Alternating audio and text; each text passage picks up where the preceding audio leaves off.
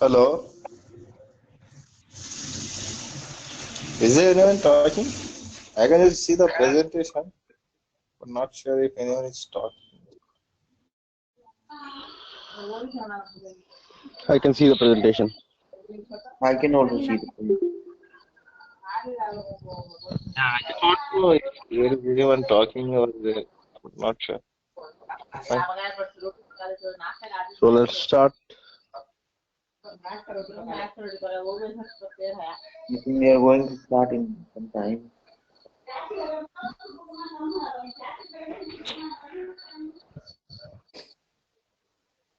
Taki and Akram, before they finish. Hello.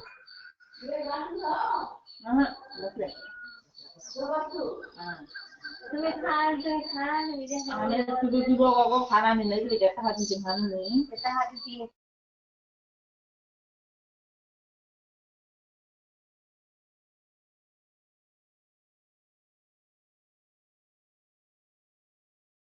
all, a very good morning. So we are just waiting for a couple of more minutes to get started with.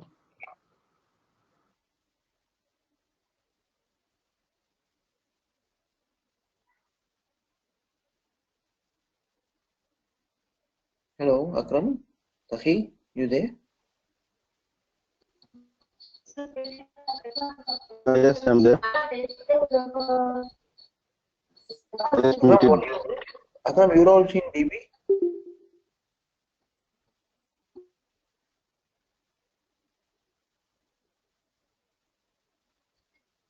Hello, Akram. Yeah. You also in DB database? No, I'm in storage monitoring team. Just I do storage okay. monitoring. Yeah. Nice. I was asking this, do we have any openings for Linux and all so that I can apply? Okay.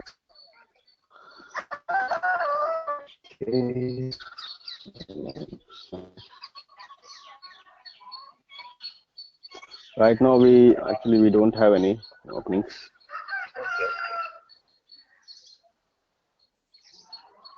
So if you have any, will you just update me? Yeah, sure. And it is a request for Taki as well, Taki Zaman.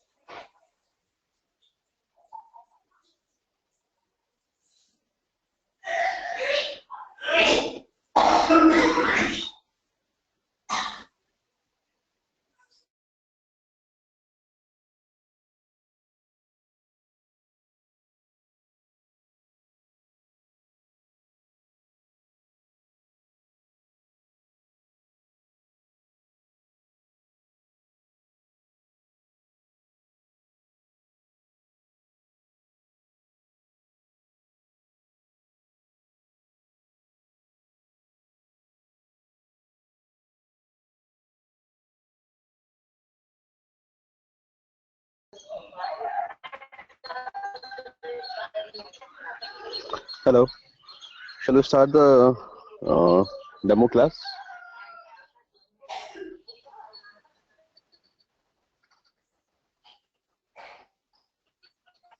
Yeah, we are going to start in just one more minute.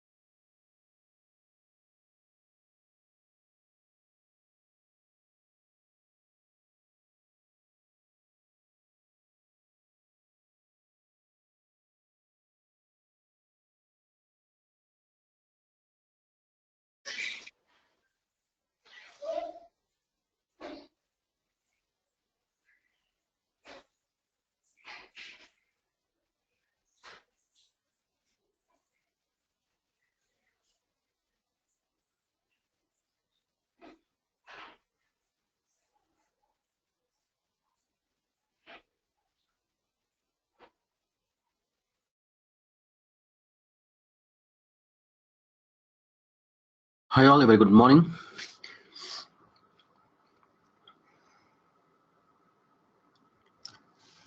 So in today's part of the session, we are going to introduce ourselves, what is to cloud computing and what are we going to get through when we are going to learn on AWS cloud computing.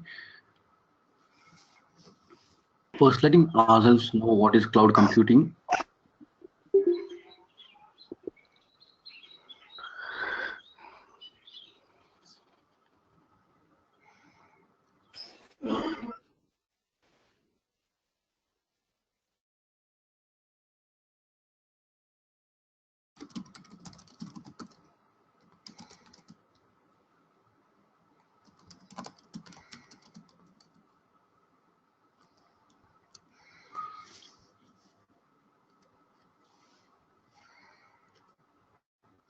So letting ourselves know what is cloud computing. So cloud computing is basically on-demand delivery of our IT resources and applications via internet with pay-as-you-go pricing. So I'm sure a few of you have already attended first of the demo class. We're just going to have a little brief introduction on this, and then we are going to get started with the AWS on how we can create our own AWS account, what has to be done, what all are included as a part of our free tier, and how are we going to navigate across our cloud console. So we are going to learn all those things in our first class here.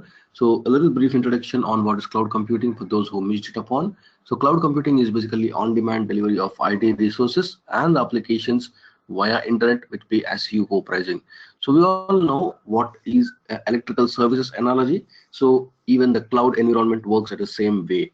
So all I have to relate is how these electrical services work.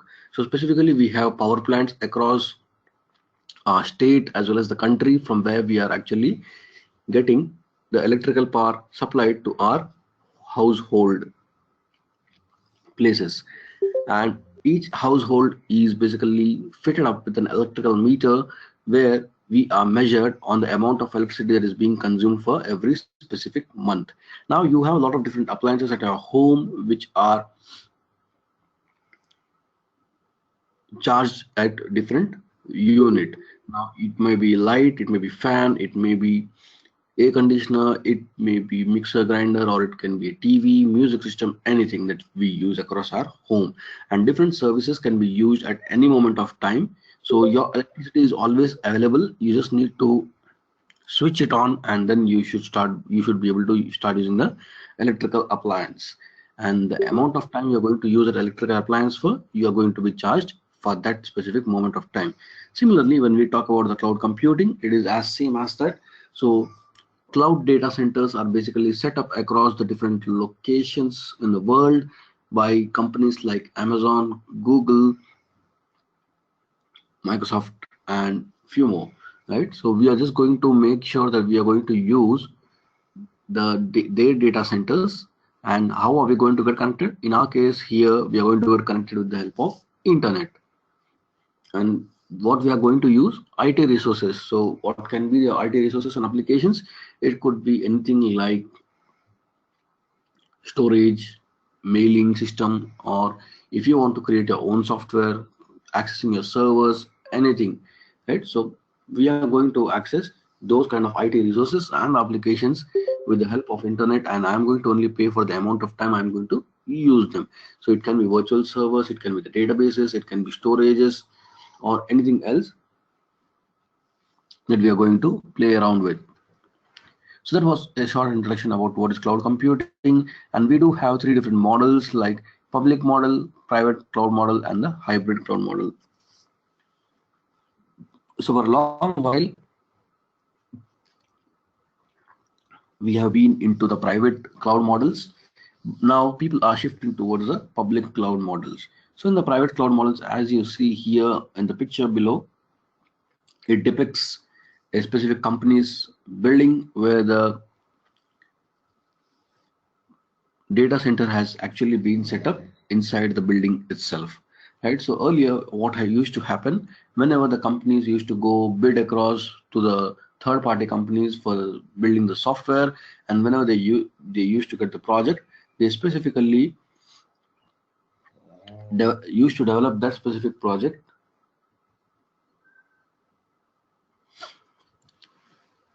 on some software systems, right? So they need some hardware to build that software actually. So those hardware and everything is being purchased from the market. It is been actually set up in their own company, and from there only they are going to develop the complete set of software and they are going to get it delivered. That was how the private clouds or internal clouds used to work earlier. Now the companies like Amazon, Google, Microsoft, Rackspace, HP, all these, they have set up their own private cloud. So they have set up their own public clouds across the world, and what we can do is we can create our own private space in that specific cloud. As we can see here, the small circles, you can create your own private space, and you don't need to worry about any more investing in your infrastructure at all.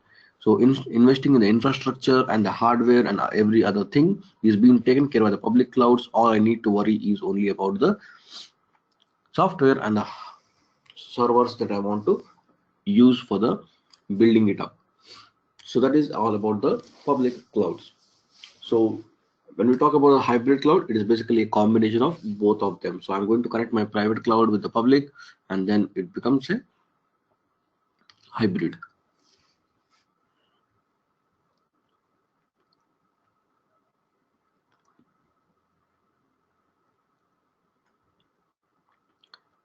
And let's understand what is the difference between IaaS, PaaS, and the SaaS. IaaS is basically infrastructure as a service, platform as a service is for PaaS, and software as a service is for SaaS. So IaaS is a place where basically we host, platform as a service is a place where we basically build, and software as a service is basically a place where we consume. Understanding a little bit more on IaaS, PaaS, and SaaS, let's understand how the traditional IT actually works. So in our traditional IT, basically, as we just saw a picture of one small company where earlier the data centers were set up across, right? So this is how these old companies were used to be, and inside this itself they used to set up the data center. So whenever there were new projects or company wanted to expand its own internal premises, they used to go ahead and purchase this software. They used to purchase this hardware required for the servers, and they used to purchase this storage devices, and then a network engineer is required in order to complete the networking between the servers and storages, and then completely set it up for us. On top of it, a virtualization layer is created so that our network architects will be able to create servers on top of it. So this is how they used to work in earlier. So whenever as a company, whenever I'm going to bid for a new projects outside in the market, and if I'm going to crack any one of them, so it's basically a revenue for my company. So my company now has to build a software and give it to third-party companies. So, but where would I develop it? So basically, I would have to purchase all these server hardware, storage devices, and routing, switches, pipelines, and all those things.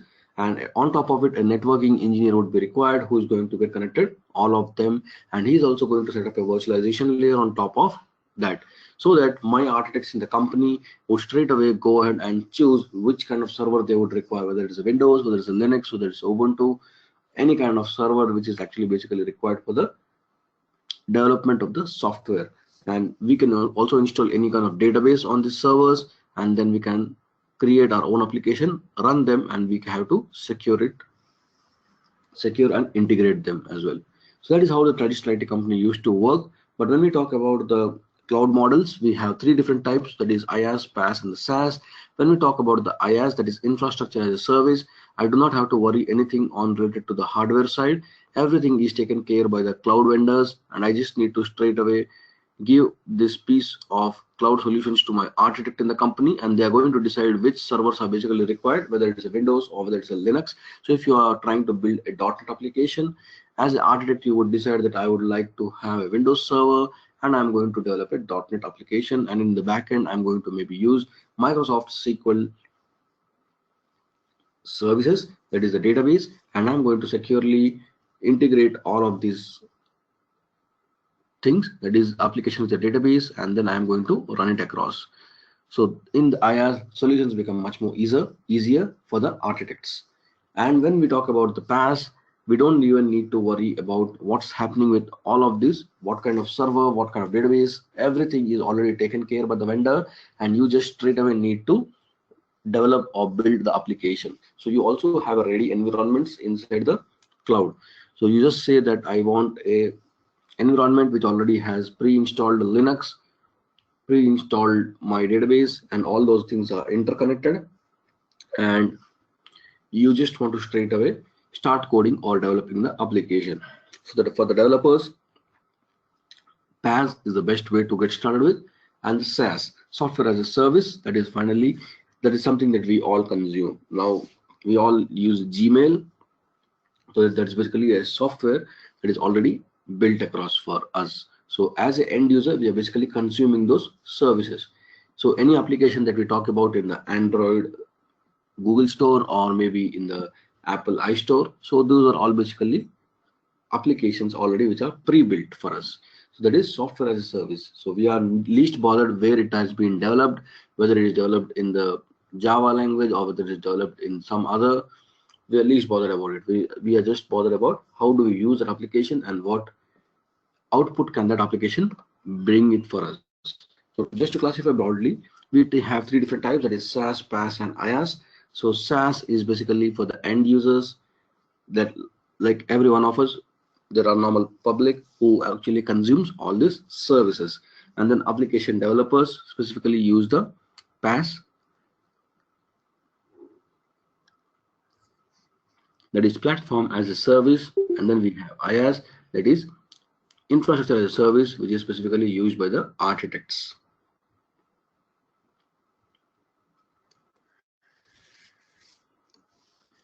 And let's talk about the Amazon now. So we have learned what is cloud computing, what is the difference between public private cloud, and we also learned what is IaaS, PaaS, and SaaS. Let's talk a little on Amazon's history, why Amazon cloud is much more booming in the market rather than any other. Of course, there are a lot of cloud vendors, but still Amazon emerges to be one of the leading cloud providers across the world today yet, right? So let's just have a little small introduction to the history of the Amazon. So when we talk about the Amazon's CEO Jeff Bezos, who started this company in 1994, they basically used to deliver the books door to door online, not even online, I guess. Yeah, it was offline store. So they used to deliver it from door to door. And in 1995, after 1 year, after seeing the success of getting the books delivered from door to door, they went into creation of their first e-commerce website with the name Amazon.com, which used to sell only the books. And then in the span of next 10 years, from 95 to 2005, they were able to create their own publishing house. They were able to publish the books in their own publishing house, and they were able to sell them as well. So that was a tremendous success for the Amazon as a company, just to get with their own publishing house. And they were not just selling the books, but they were also selling a lot of electronic items in the span of those 10 years. And during that momentum, they also used to have this sale like Black Friday sale or the Cyber Monday sale, or like what we have in India, like Big Billion Day sale, the Great Indian Festival sale. So they used to have all these kind of different sales across their e-commerce websites. But the sale usually happens only in the November, December, and the Jan. These are the only 3 months during which a lot of these sales happen, and rest of the year is a normal day for all the e-commerce companies. So whenever these sales used to come up, the Amazon as a company used to invest heavily in the infrastructure so that they are able to cater the needs of the end users. So let's say today as a Big Billion Day sale, I know that there are 1 million users who are going to access my website to put in the orders. Now we all know that if 1 million people are going to access Amazon.in, it is actually going to crash the server if I go with a normal infrastructure of day to day. So I specifically need a lot of servers running behind the scene, and it should ensure that my server never goes down for any end user, right? So basically we require a lot of infrastructure to be invested with when we are trying to have any kind of this Black Friday or Cyber Monday or Big Billion Days sale. So that was when they used to heavily invest in the infrastructure. But as they all came to know, this infrastructure is being invested only for the 3 months, but after that all of those servers on which they have purchased with the money, they are just underlying for free in their infrastructure. No one is making a use of it, and that is when they came up with an idea: why don't we rent out these servers in the rest of the time when they are not in the use? And that is when they officially launched out Amazon Web Services in 2006. They never thought about getting out from an e-commerce company and getting into a software industry where they will be able to build a solution that would be as great today to be one of the leading software companies in the world.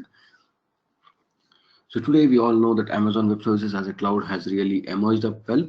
That was because when in the 2011 they announced that they have closed down their physical servers which were behind the Amazon.com, and the Amazon.com as an e-commerce company is also completely now on the Amazon Web Services cloud. So they developed so many services within the span of 5 years that they were able to migrate the complete Amazon.com as an e-commerce company onto the AWS cloud. And that was when the people and the companies across the world came to know that if a complex website like Amazon.com could be moved onto AWS cloud, there can be a lot of new startups and other companies that can also make use of something like AWS services. And that is when the company started investing a lot in the research, and they started developing a lot of different services. And today we have more than 3,000 plus services across in the AWS.com. So from the journey of starting with the e-commerce company, today they are now the leading cloud provider. So talking about a little on the core infrastructure services and how they are related to our Amazon Web Services, just a quick overview here. So in the traditional infrastructure, as we were just looking out at the traditional system a little time back, so basically I have to purchase all these racks, servers, and then I need these routers, pipelines, and switches.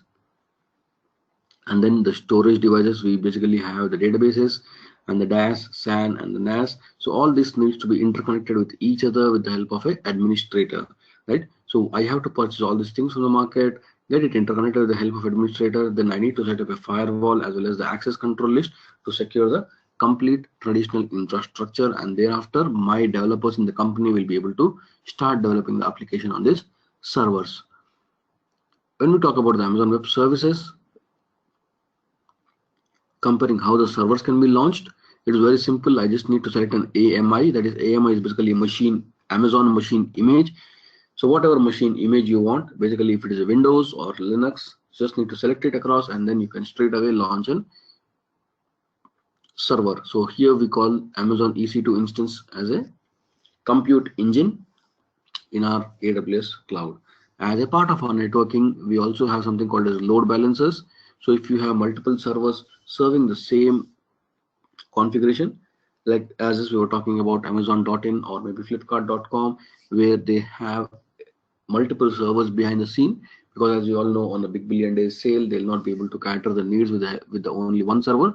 there will be basically minimum of 15 to 20 or more than that sometimes servers with a load balancer across. So ELB is basically a load balancer which is actually going to balance the complete load across all the 20 servers as such. And we can also create our own private cloud inside the Amazon Web Services.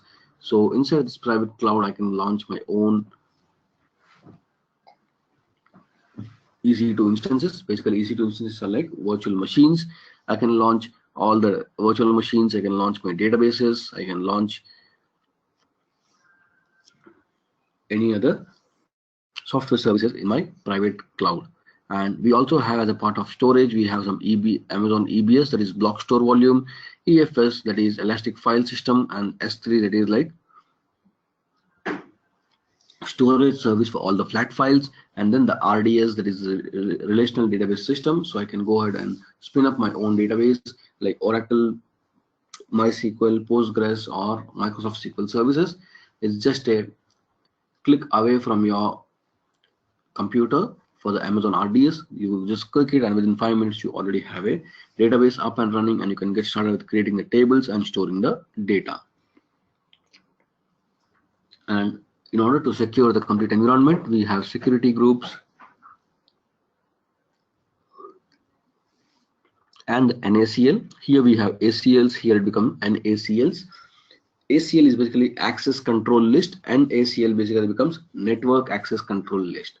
And we manage all the access to all the users across with the help of IAM. And now talking about the advantages of the cloud here. So advantages are basically like I'll be able to trade capital expense for a variable expense. So if you are talking about a normal infrastructure, we basically have to invest lakhs of rupees to get this build, and only after that I'll be able to start building the solutions for my clients. But in case of Amazon Web Services, I don't have to worry about investing in any of this at all. If my client wants just a prototype before, I can start working on the main solution. So I can straight away go to Amazon Web Services Cloud. I can start away picking up one small server, which can be as small as having 2 virtual cores of CPU, 2 GB of RAM, and then start building the solution and showcase it to the client. And then maybe if he's happy, I'll further continue it, right? So I'm just paying for the amount of time I'm going to use this small server, and basically I don't need all this infrastructure at all. So I'm going to just pay variable expense in terms of investing heavily with the capital. Benefit from the massive economies of the scale, since the companies like Amazon, Microsoft, Google are heavily investing in setting up their infrastructure. So they are trying to purchase all the storage devices, databases, and other things at very cheaper rate. So since they are going to purchase in bulk, they are going to get a heavy discounts, and they are trying to pass those heavy discounts to the users as well. And in terms of the cloud, I don't need to worry about the capacity. I just can start with as small as I was just talking about the small system, 1 virtual core of CPU with 1 GB of RAM. I can start with that, and if my system is really performing well, I can eventually go ahead and increase the size as well. So I don't need to worry about any capacity nor about the speed and agility.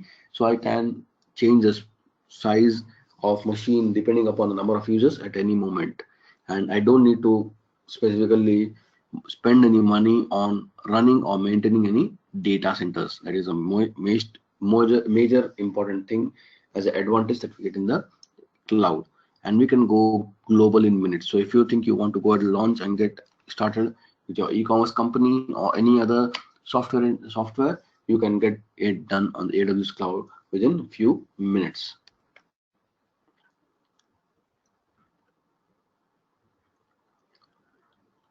So now we had a lot of introduction about what is Amazon Web Services and what is the cloud, what are the different models.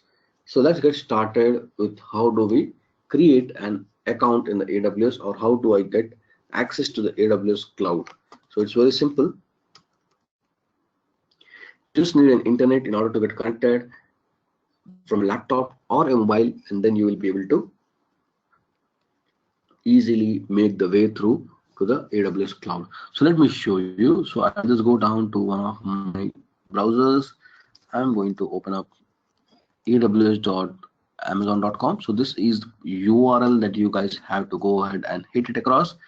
So in order to open the Amazon Cloud Console, this is the URL. So I'm just going to put it across in the chat box. So if you guys also want to parallelly do it, or maybe you want to do it after this class, you guys can go ahead and create an AWS account.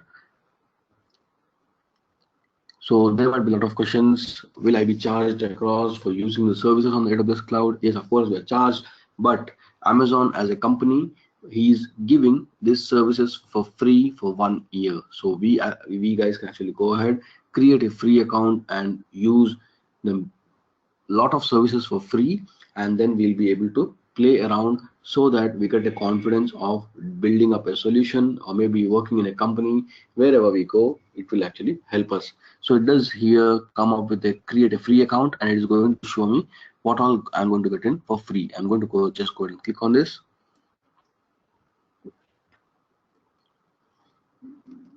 So it helps you to gain free hands-on experiences with the AWS platform, products, and the services. So that is the major motto as a part of the free tier. We are going to learn what can be done on the AWS platform, how can I learn about it and gain a real-time experience. So as a part of a free tier, I'm going to get 750 hours of my virtual servers for free and a lot of other things, right? So as a part of storage, I'll get 5 GB for free.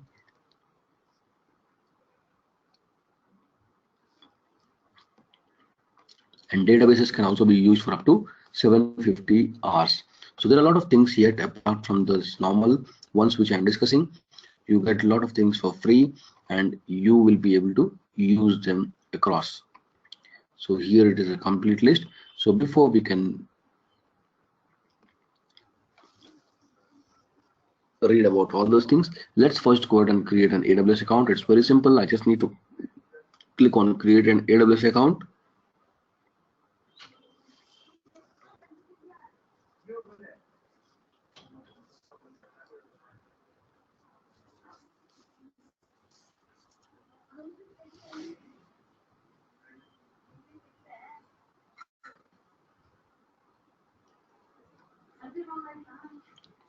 So as we just discussed, AWS accounts basically include 12 months of free tier, and we just need to give an email address and a password to get started with.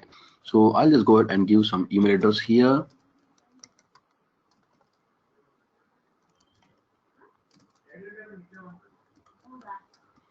So I'm just going to give some random email address, and then it's going to ask me for a password.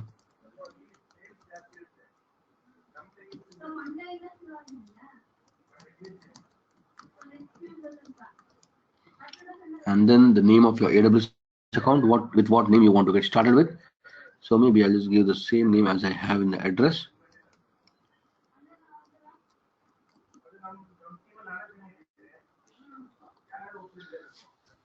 Pawan? Yeah. Yeah, we are getting a lot of disturbance from your side, I think. There are a lot of talking noise are coming.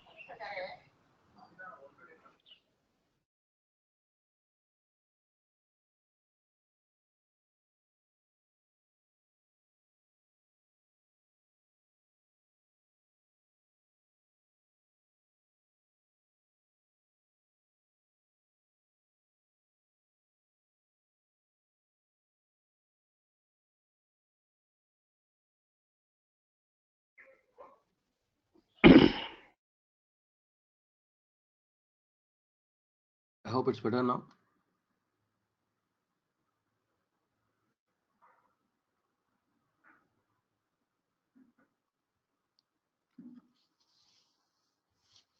Okay, let me know if there is still more disturbance coming up onto the volume from others as well. Okay, so the moment we enter the email ID, password, and then the account name, it is then going to ask you what kind of account would you like to create, whether it's for your professional purposes or for your personal purpose. So of course, it's for our personal purpose that we are going to explore and learn all about. So this is my full name, let's say, and then I'm going to give my phone number. So guys, give the correct phone number in here because you are going to get a call when you are at the step number 3. This is basically step number 1. We have totally 5 steps. and you are going to get a call onto this phone number. So if you are going to enter the wrong number or the number which is not operating, then you will not be able to proceed with the AWS account creation. So just enter the correct numbers and you are going to get a verification call where you have to enter the PIN which will be displayed on your browser of the computer. I'll just go ahead and put something here.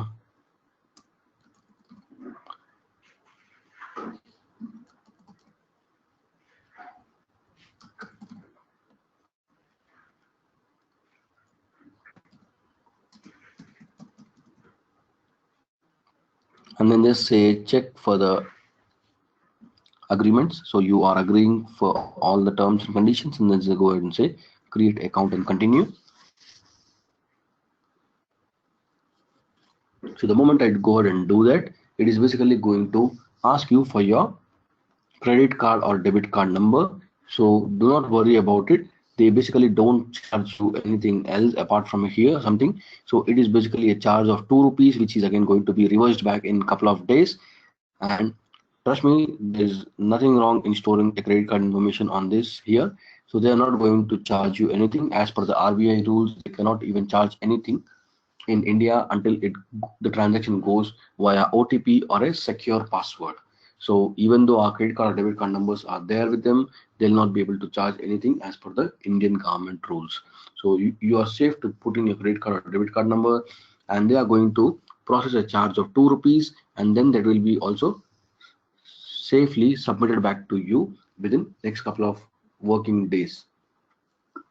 So this is just to verify that you are a genuine user. And once you enter this, just go ahead and say, do you have a PAN card? Because we are using this for personal purpose, you can just go ahead and keep it as no. And then just go down to the next step. In the next step, basically, you are going to get a pin onto your screen, as well as a phone call will be received on your number that you have put across. So you just need to enter the pin and confirm it, and then you will be shown up a next level page. I'm not going to move further from this page because I'm not going to create the account with this specific email ID for now. So after this payment, as I said, you are going to get a confirmation page, right? So after the confirmation of PIN, you will be asked for the selection of support. What kind of support would you like to receive from the AWS services? Basically, there are 4 different plans: basic, developer,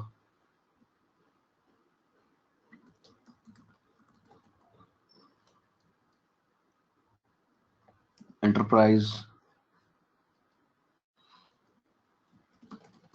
and business.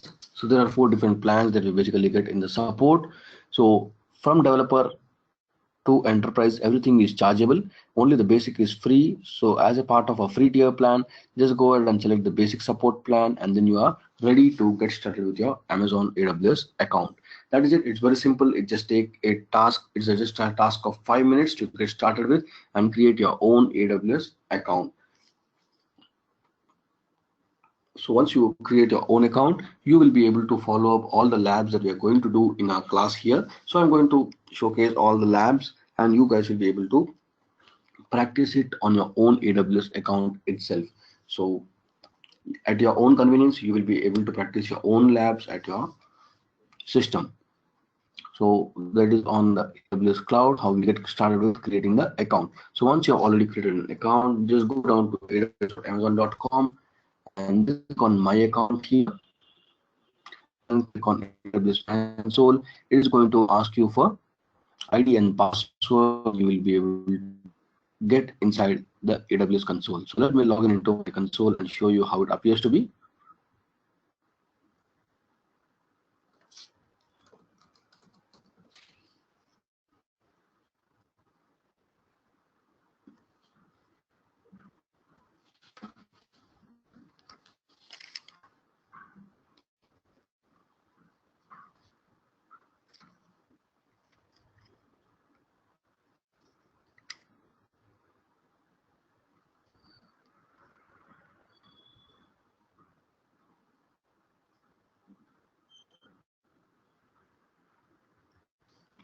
So I'll just go ahead and click on sign into the console as I already have an account.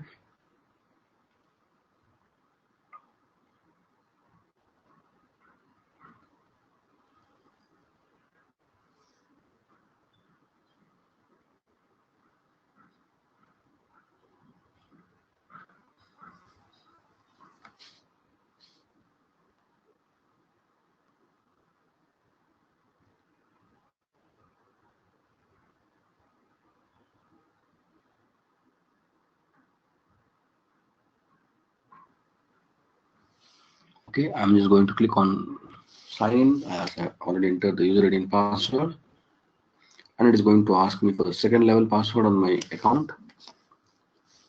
So as a part of extra security, I have put in this step as well.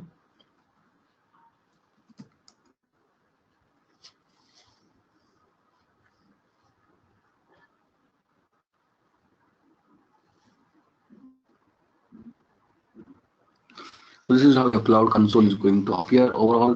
So this, when you click on this AWS button, it is going to take you back to the home screen like we have here.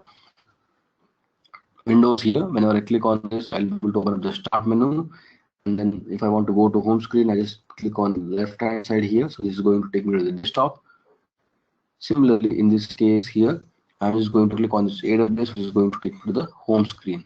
And if I want to access the services, just click on here and you will be able to see that you have a lot of different services in terms of compute, storage, database, management tools, developer tools, analytics, messaging. And if you scroll down a little more, you'll be able to see about networking, migrations, security, IoTs, contact center, development of the games, mobile services, and a lot more, right? So eventually you have a lot of services that can be explored across the complete AWS Cloud Console.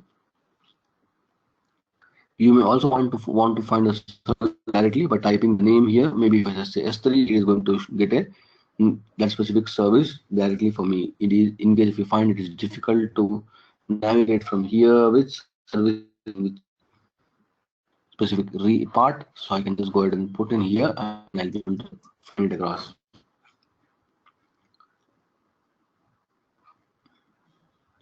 Yeah, and looking out at the right side of this specific AWS account, here is specifically the name with which you have created the account. That will be appearing up here, and then you can just go ahead and click on my account, and it is going to show you details of your specific account. And if you want to see your billing, how much it is billing up to, just click on the my billing dashboard.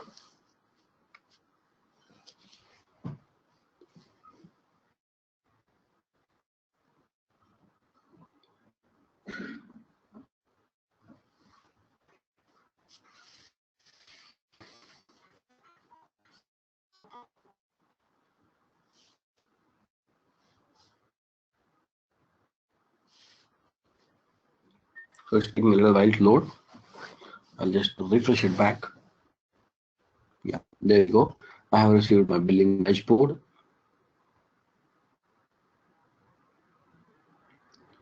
So it says this is the amount of bill that I'm going to get it for this specific month. So I have used a lot of different services in across, and it is going to show me what are as a part of my free tier and what are as a part of my other things. So specifically, it is going to show me that I am going to be getting a bill of this money in the INR, or in terms of USD, it is 164.02, and I have used a lot of services in terms of the EC2 section.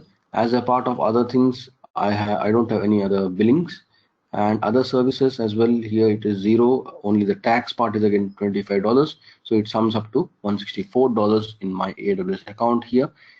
And you can always go ahead and check out which service is costing you how much. So you can just click on the bills.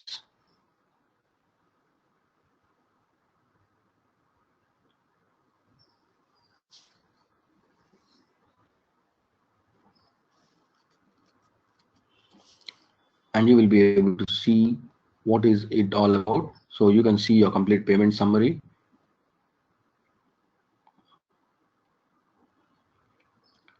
Right, I can just go down and put across here which service is costing me how much. So if I expand this, it is going to show me in which region right? So I have almost used these many number of hours, so this much amount of space. So it is going to give you all the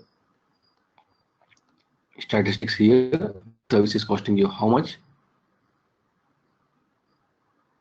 Specifically, we will be able to check out all these things as part of your billing, and you can also check out your payment methods. So as such, whatever credit card details we have entered at starting, so that payment method will be available here. And you will not be charged until you make a payment, so nothing to worry about. So this is just about a payment method. So in case if you want to make a payment, just click on make payment here, or you can always go down to the payment history to just check out what all payments are being really made.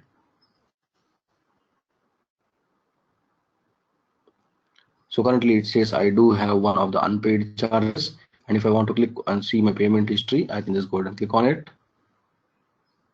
So it is going to show me all the payments from the month of August until November. So it is basically I don't have any transactions, so that is going to be nil.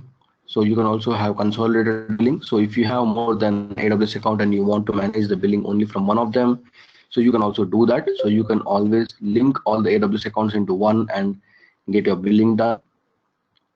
And in case you have some credits available, you can go ahead and add it. So specifically, if you have some credits, you can go ahead and put it across in this promo code here, and you'll be able to use it. And tax settings, since we have said PAN card as no, and we are using it for personal purpose, so it's not required as such. So that is about a billing dashboard where we go ahead and check out what's happening in my account, whether I'm always inside a part of free tier or not. So I'll just give you one more insight to the dashboard here.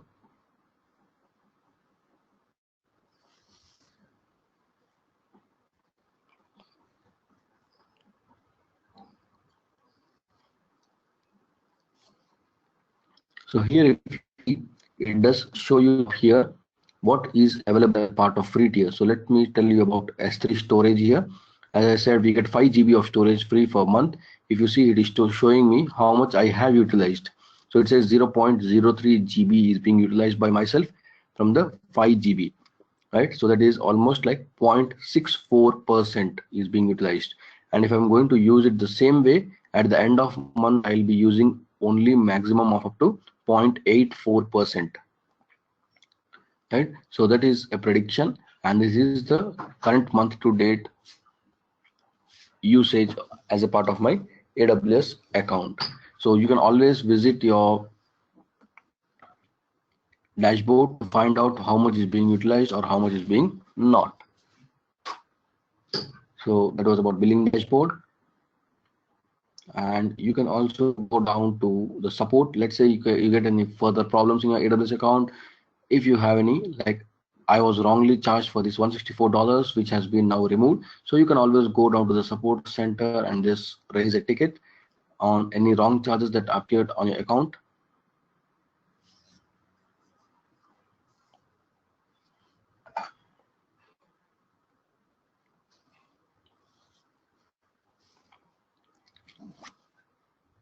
So it's very simple.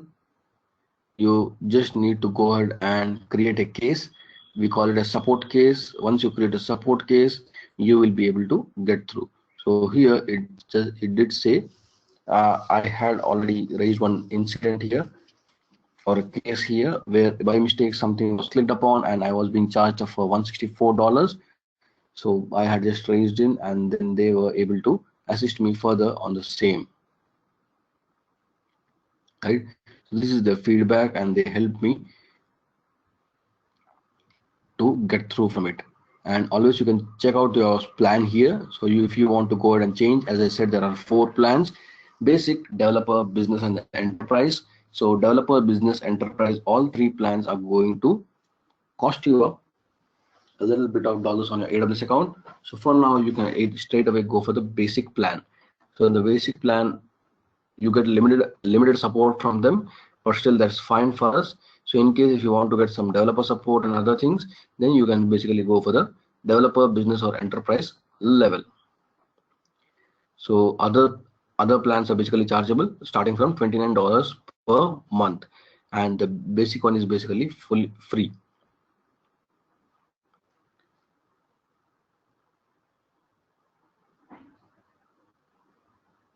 So in case if you want to find out the documentations, or if you want to go to forums, you can just straight away click on this and you'll be able to navigate towards the documentation of each and every service on the AWS cloud. So as a part of our today's session, I would like you all guys to get started by creating an account in the AWS cloud, which is going to further help each one of us. So whenever we are going to learn and practice out any of the lab, you will be able to do it at your own convenience in your own lab as such.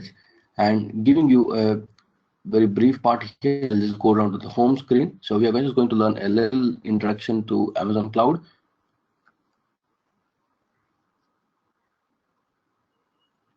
So the way this specific platform is actually set up, right? So first thing is we need to understand how global infrastructure of Amazon AWS has been set up. So once we know how the infrastructure is set up, then we are going to learn about the services like networking, compute, storage, databases, and then security and identity. So these are the 5 major services that we are basically going to learn in detail. That is security and identity, compute, storage, databases, and the networking. And apart from that, we are also going to learn about the management tools, some part of application services, and analytics as well, right? So that was a very brief introduction of today's session on AWS Cloud. Before we proceed to further close the session for the day, I just like to give you a small introduction on how the global infrastructure of the cloud has been set up. So basically, this is a world map where Amazon has actually set up its data centers across. So if you see, there are a lot of circles and there are some numbers inside each of this circle of the global infrastructure. Now each circle is basically a region. We call it as a region, and specifically if you see it in the world map towards the India country, we also have one circle over the India, and it has got numeric number 2 displayed in that. So in India we have one global infrastructure set up by AWS, and the number 2 basically denotes the number of data centers or the availability zones as we call them. So here we do see lot of regions. So each circle is basically called as a region, and inside the region we specifically have a availability zone. So some of them have 3, some of them have 5, some of them have 2. So specifically in India, it is located in Mumbai. So you can check out on the right side of the screen here, it says in the Asia Pacific, it is in Mumbai, where it has got 2 data centers. And 2 data centers are basically called as availability zones. So region is nothing but a geographical location, and each geographical location is going to consist of minimum 2 availability zones, and each availability zone is nothing but a cluster of data centers. So they are isolated from each other in the availability zones. Now why we call it as availability zone? So specifically if you look a specific region, let's say one of the region has got 3 availability zones, they are all interconnected to each other. Now even if one of them goes down, so let's say there was some problem of power at the data center which is in availability zone B, and this is completely shut down for a little time. And if you have stored something in this region, will you be able to access the data? Yes, you will be able to access, because whenever you're going to store data in this region, automatically it is going to create 3 different copies of your data and store it across all the availability zone. So even if one of them goes down, you will still be able to access the data. That is a region. That is the reason why we call this specific with the term availability zone, which means it is always available. So even if one of them is going down, I still have the access available from the other one. So that is how the Amazon has set up its region and the availability zones, which we together call it as a infrastructure setup for the Amazon. So that was about a brief introduction on the global infrastructure of the AWS, and from tomorrow we are going to get started with learning on the services as a part of security and identity, compute, storage, databases, and the networking. So we have a complete course on top of this.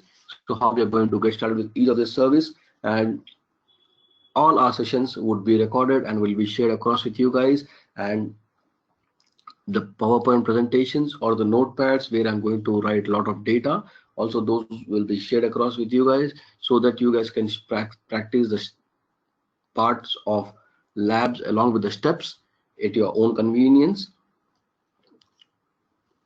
So that was all about the today's part of introduction on the AWS cloud. Any queries or questions from any one of you? Yes, Kumar Bhavan. Actually, I had an account in AWS. Your voice is a little low. Can you be a little loud? Hold on, 1 minute. Yeah, hello. Yeah, hold on, 1 minute. Yeah, yeah, please go ahead. Yes, Kumar. I had an account in AWS. Okay. It was in development tab.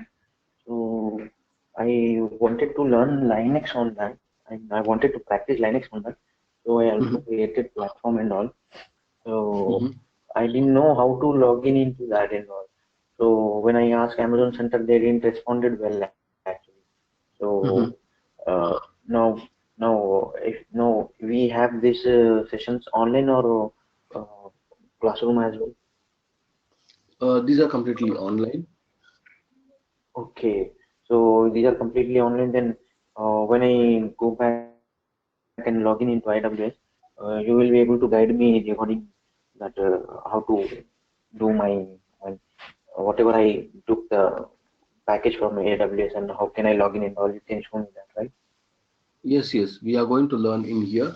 So here we are going to learn in the compute section how to launch a server, how to play around with it, whether it's a Windows server or it's a Linux server, how do we create the load balancers, auto scaling, and other things. So we are going to learn in detail. Okay, fine. So meanwhile, this you are a real time person, right? I mean, you work for real time, or you just book knowledge. Yes, I have been working for more than 10 years now and 3 years in the AWS cloud. Now I am also working as a DevOps engineer to migrate or set up a complete CI/CD pipeline for the companies. Very good, awesome, awesome. And will you just help me for the placement also? I mean, if you got any openings and I learn with you on online, could you please assist for the placements also? Surely, I'll try my best on assisting for the placements as well. So wherever possible, along with the interview questions as well as sample resumes and other things, uh, Visual Path will also guide you across. And if there are any openings, I'll surely put across you with you guys so that you guys can help get and help for that. Fine, no. Pawan, How to begin with this course and all? I mean, actually, right now I'm in office. My shift is from 7 to 4, and that is why I went offline and came back to office and again online. So, can the classes be decided at particular time only, or it should be at any time in the meanwhile, all the day? Yeah, specifically, they will be at one certain point of time every day, 1 hour. So we are going to do it every day.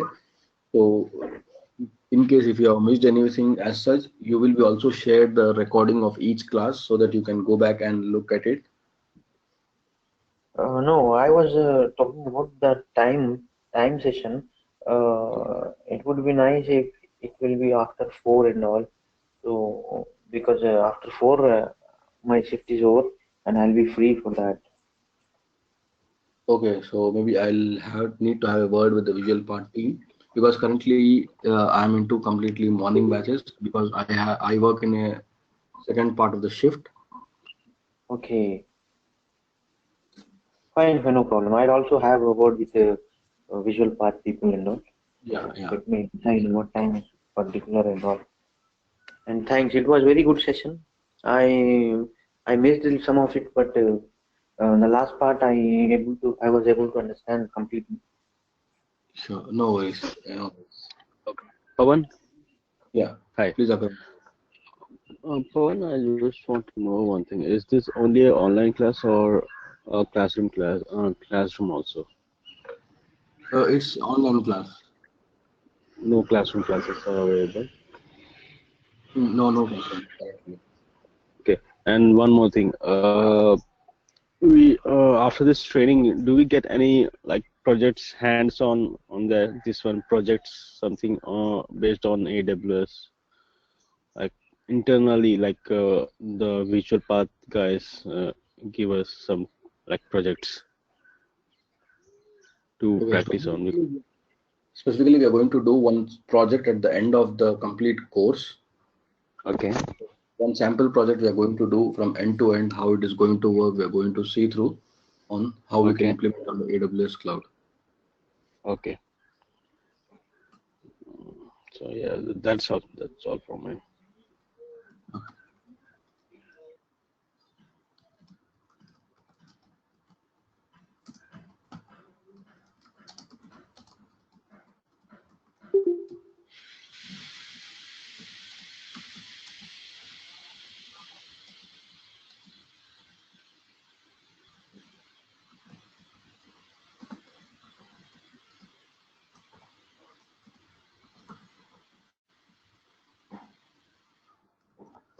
Yeah, any more queries or questions from any one of you yet? So even if you guys feel that there are some prerequisites which are required for this specific course, there's nothing as such. You guys, even though are very new to Linux or Windows, we can still get started with this course. I'm going to teach you about little basics on what is Linux, what are the commands that we are going to use, what is each command used for specifically in each purpose. So we are going to learn in all of them in detail here. So there's nothing as such called as a prerequisite for this course to get started. So if you know a little bit about the computers or the software, that's enough to get started with the course and learn about the things on AWS cloud. Eventually, we are going to put across all the things and will help you to navigate across.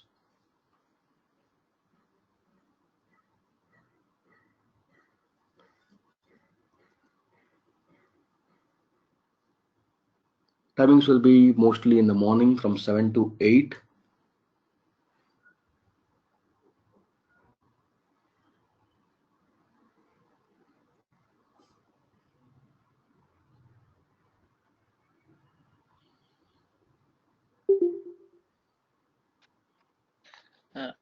Hi Pawan, this is Satya. Actually, I received this invitation a bit late, so I'm not sure much about the course actually. So, is the course going to start from tomorrow, or this is the first day? This was just a first day where we just did a little small introduction on how we get started by creating our own AWS account, so that whenever any labs that we are going to start from tomorrow, you guys will be able to do at your own convenience in your AWS account. So this was just an introduction class where I just helping to show what is cloud computing, what is AWS, how to get created your AWS account, and further things. Not Okay, much. It was very small introduction class. okay. And how long is it going to, I mean, how many classes? It is usually around 32 to 33 classes. And all are on work days? Yeah, 90% of our classes are work based, and 10% we have a theory part. Okay. No, I was asking, are they, I mean, 5 days a week? Yes, it's a 5 day thing. Okay. Yeah. I think the class was very good actually. So thanks a lot for the introduction. Yeah. Yeah. In case if you guys are missing up any class as well, you guys can get a recording. Sure. Yeah. That will be Same. great. Yeah. And regarding the timings, yes, we can actually talk to Visual Part team once. So I'll have a word with them. So let's see if we can shift it somewhere between 7:30 to 8:30 as well. Okay. Yeah.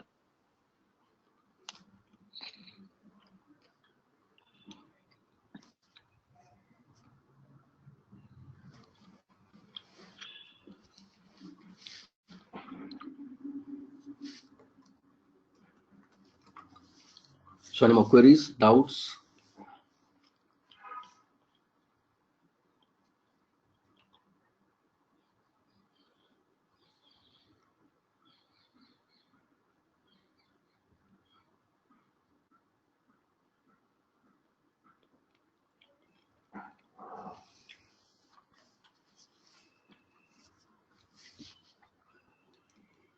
Any more queries before we can close for the day?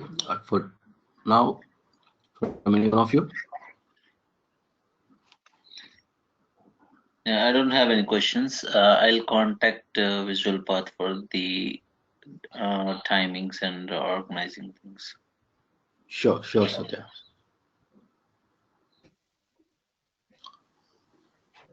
Kumar, we have so many fields in this. The last, the last, uh, the last slide you just put it on, right? When that we have so many fields, and I mean, is development also included in this, like coding, testing, and all? Yeah, a little bit of development. I'll just give an introduction on how we use the PHP software development kits in Okay. this AWS. So a little bit That on would that. be Not any kind of software development, right? It might be telecom also, it might be Android also, it might be Linux also, right?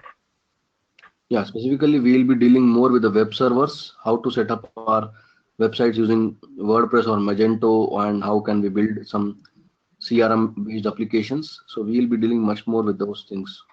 Apache Tomcat server. Yes. Okay, I just have a question actually.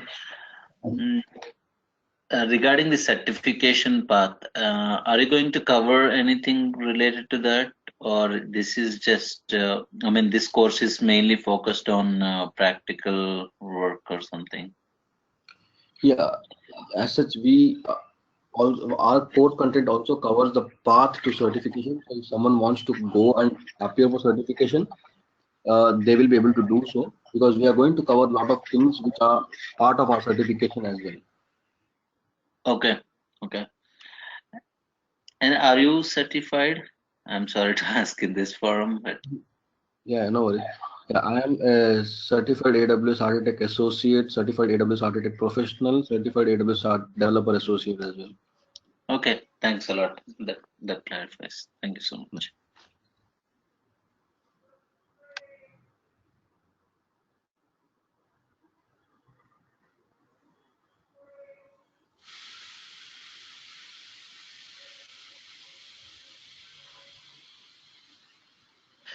I think I'm good. I'm going to drop off. If others have any questions, you guys can continue. Sure. And once again, So thanks. thanks. So any more queries from others before we close the session for the day? No, it's okay. I'm also fine, Kumar. Okay. So we'll close the session here, and mostly the Visual Part team will update you with the timings as well as the mostly it should be from 7 to 8 in the morning from tomorrow, or maybe they'll also update you if there's any change in the case. So thanks all for your time and have a great day. I look forward to work with you all on the board. Thank you very much. See you again.